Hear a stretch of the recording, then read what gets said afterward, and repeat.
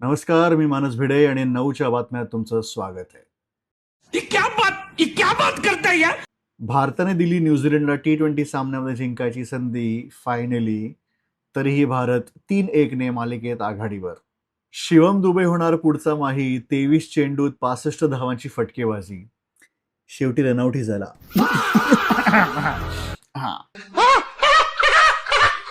हर्षित राणाने परत झळकावलं अर्धशतक.